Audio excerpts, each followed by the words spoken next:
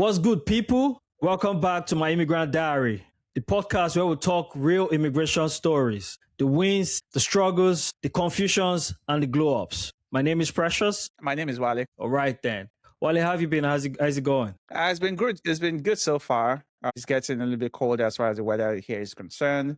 In Washington, there's always a lot of joy when the spring season is approaching, and there's also a lot of worry about the spring vacation, spring break vacation. But I guess we're going to get to that later down the line.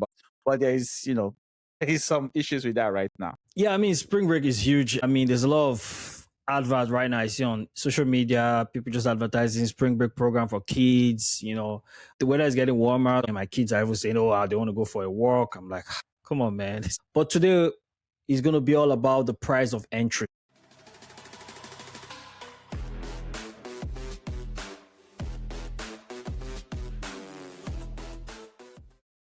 Starting off, the American dream has officially hit a new price point. $100,000.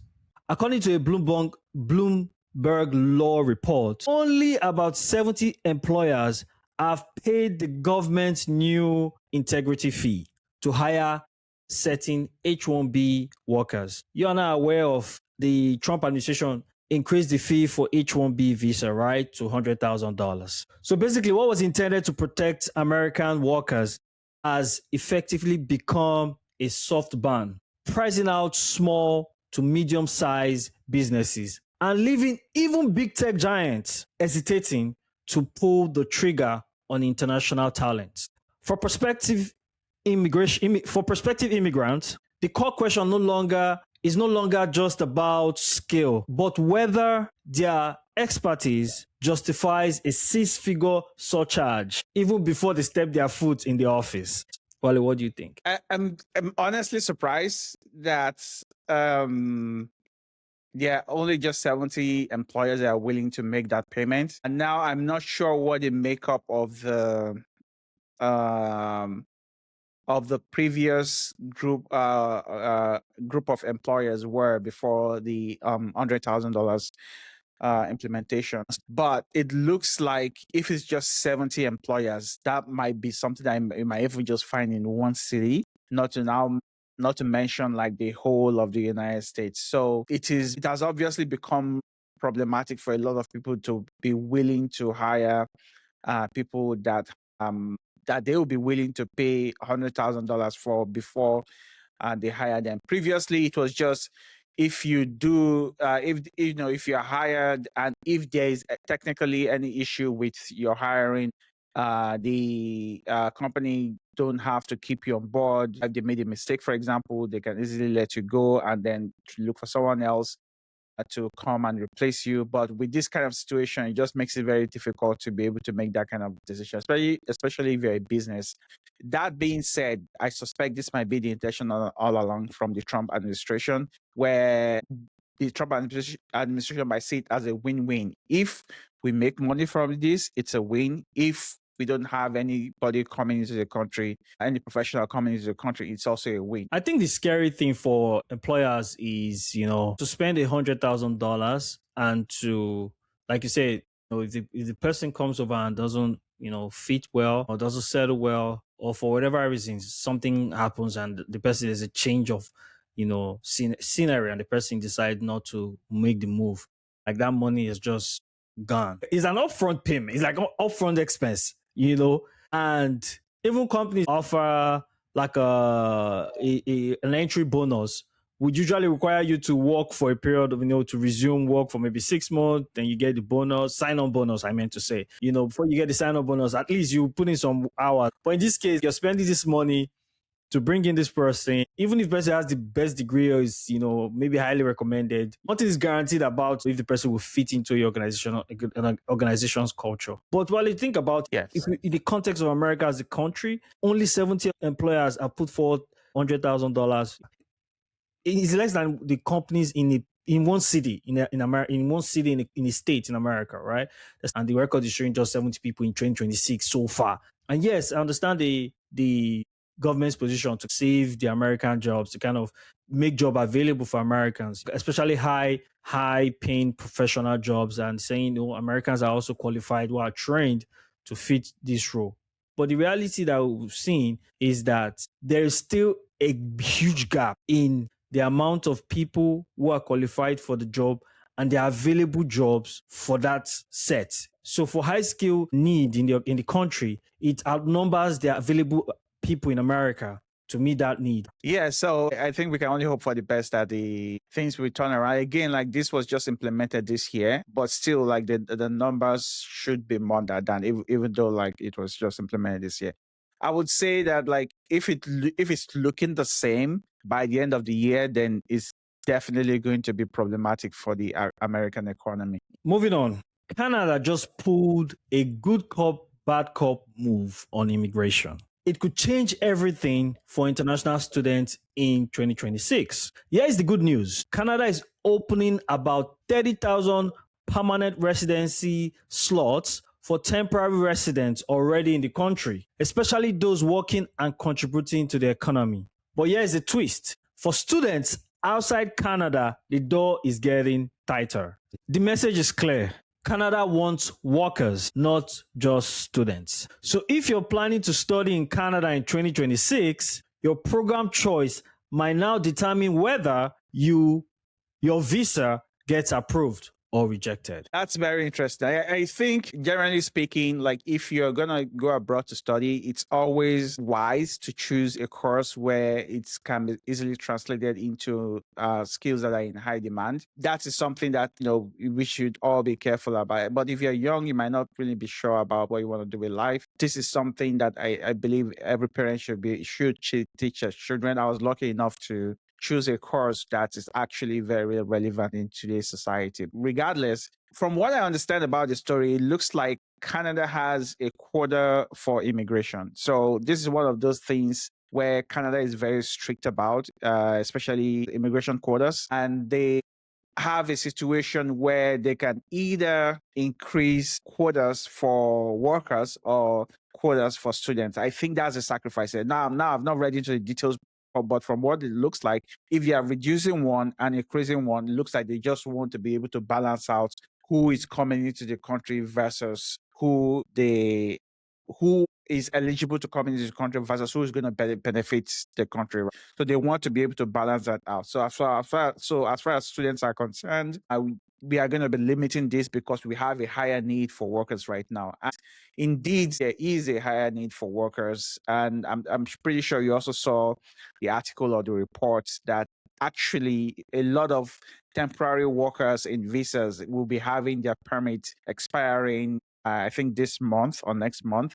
And the idea, or at least the plan for why they're actually increasing they actually want to change those temporary residents to permanent residents. So, and since they've been working in Canada for a while, they already have a historical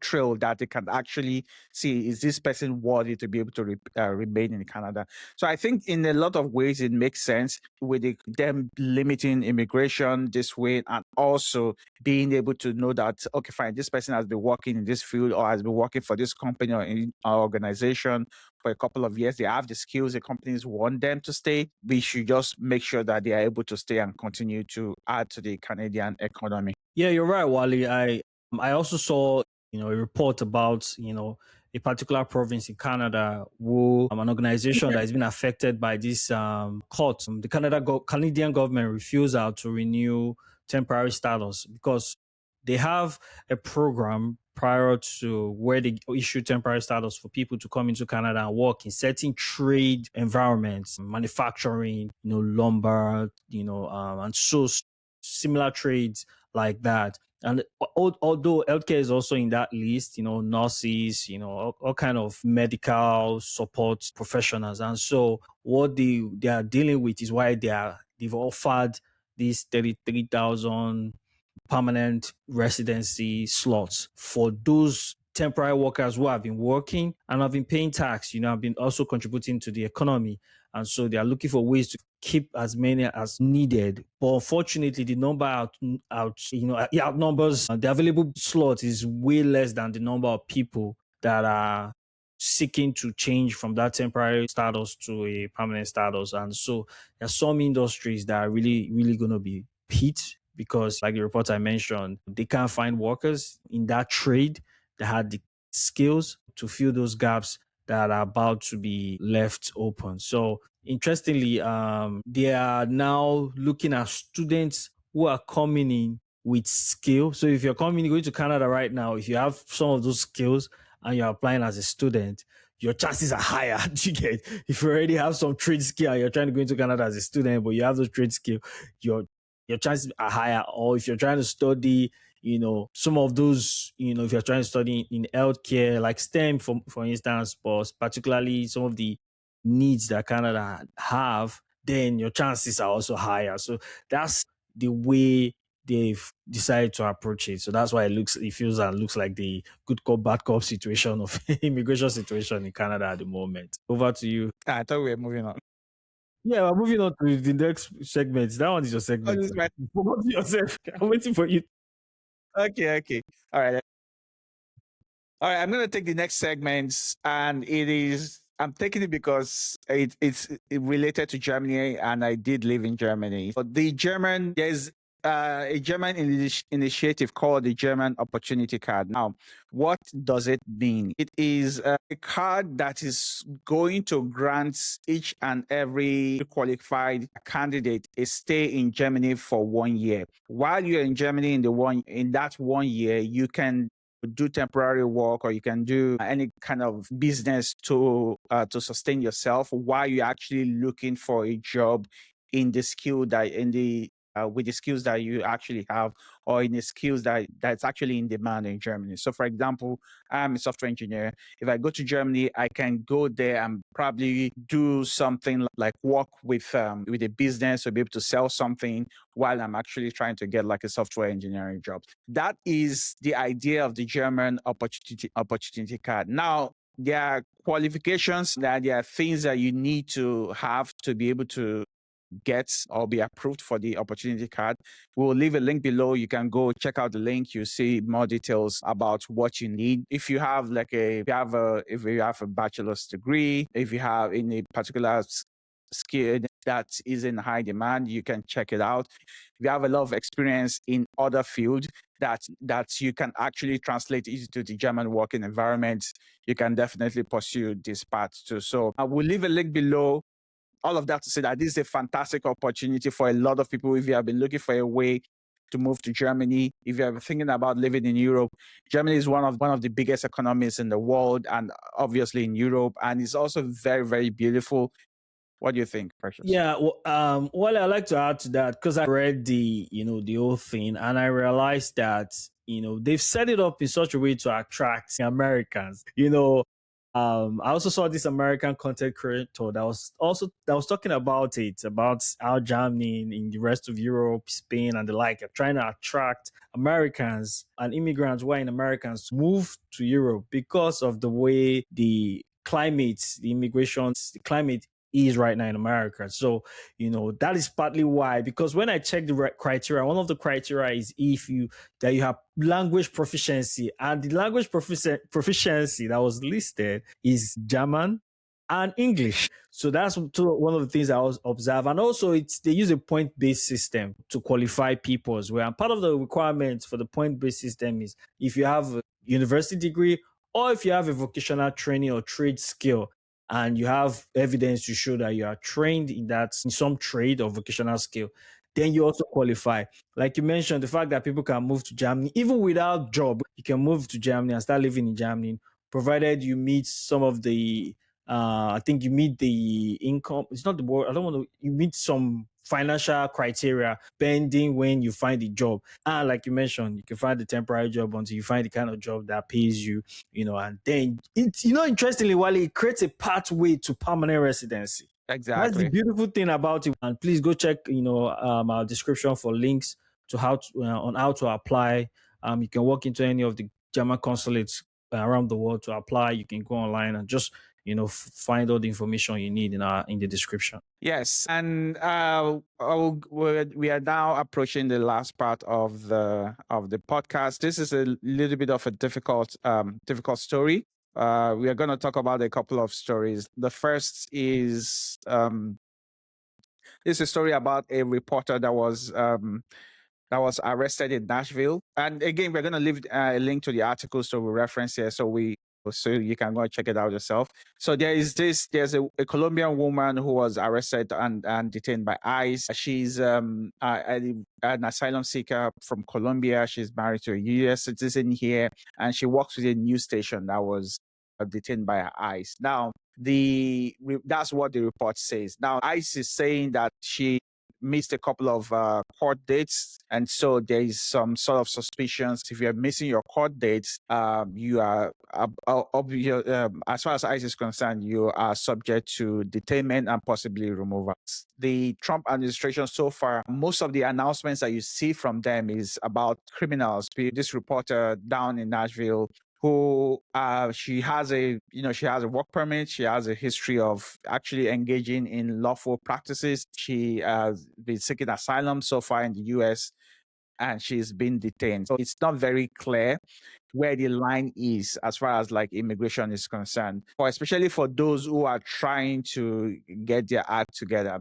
It is a very sad story, Wally, because this lady is a journalist. Her husband is also a journalist. They both work for the same news outlet, and the husband have come out, to condemn ICE actions because I think they arrested her right in front of a gym, right with her husband in the car, which is Wally, something that I mentioned I think in one of our videos where I said it has become clear that permit to work is different from permit to stay.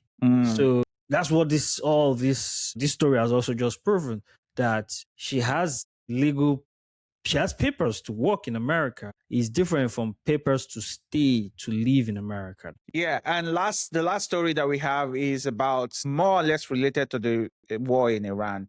Now, an Iranian intelligence agent, was recently convicted of a murder for hire plots targeting U.S. politicians. And this was actually announced a couple of days ago. Now, when I first saw the story, my initial thinking was, why is he being convicted now? What do you think? I think, Wally, it's something of concern because now we've talked about something similar where we mentioned the fact that because of the the combined attack of US and Israel and Iran, that there will be some level of security threat here in America, even though this is happening thousands and thousands of miles away. The reality is that this Iranian intelligence that is being convicted was arrested like a couple of years ago, but the case I think they just finalized the case and he has been sentenced. But the reality is that for me, when I first heard the story, my thought is this is not good for immigrants who are traveling. This just, it just makes America very extra sensitive, or for lack of another word. And as a result, there's going to be a lot of scrutiny for people who are coming to the US. The World Cup is around the corner, people from the Middle East whose team are supposed to be in US for the tournament, who are also supposed to have their supporters travel to the US. How does this look? Do you get what I'm saying? The average man who is just innocently traveling can be delayed at the airport, can be refused entry, visa applications might not be processed. Family members who are waiting to be joined, to be reunited with their families at this time, that might not happen. So there's just a lot of indirect and direct impacts. Please be aware of your surroundings. If you see something strange, don't hesitate to report it to law enforcement on 911. Please stay safe out there. Yeah, that's all we have for today. And thank you so much for being with us up to this point. Don't forget to like, share, subscribe. And don't forget to follow us on our social media handle, Instagram and TikTok. Thank you.